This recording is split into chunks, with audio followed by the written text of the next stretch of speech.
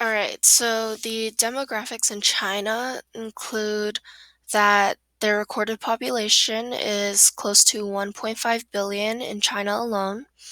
There have been an average of 1.7 live births per woman, and China currently is composed of about 56 ethnic groups, the Han Chinese accounting for close to 92% of the overall Chinese population, and the other 55 ethnic groups make up the remaining 8%. A few of these ethnic groups would include the Tibetan Chinese, the Hui Chinese, the Mao Chinese, and the Zhuang Chinese. The unemployment rate is currently at 3.61% and predicted to drop in the next few years, and 60% of the population live in urbanized cities. China has one of the largest and most vast education system when compared to the rest of the world. China invests a total of about 4% of their total GDP in education alone. China also has a 9-year compulsory education policy where they enable students over the age of 6 to attend primary and junior secondary school for free. But this is not optional. It also means that these children are required to go to school during this time when they're at this age. Females and males have an average of about 14 years of school life. This means that a majority of students past junior secondary school shall take an high school entrance exam and enter secondary high school or a secondary vocational school where they shall learn to do their trade.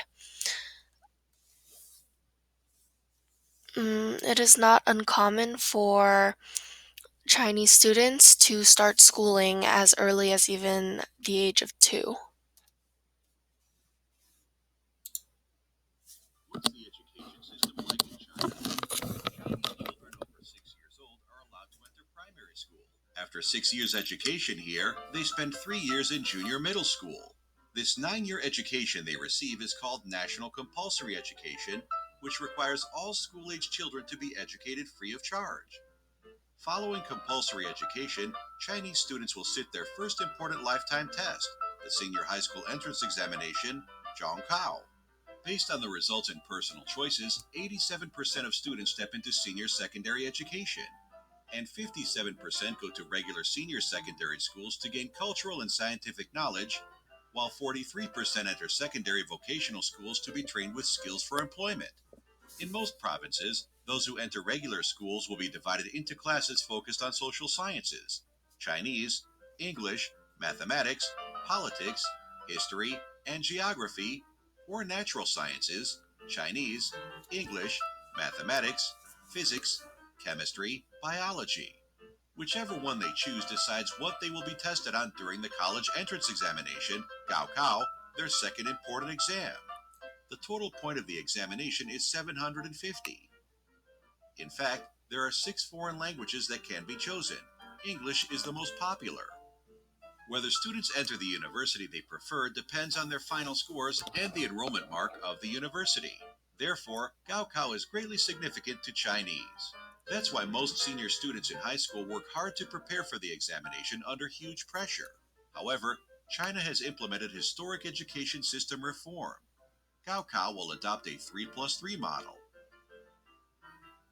All subjects require higher level Chinese, especially in traditional Chinese culture. Chinese education points to comprehensive personal development oriented education. Gaokao tends to select examinees on the basis of majors.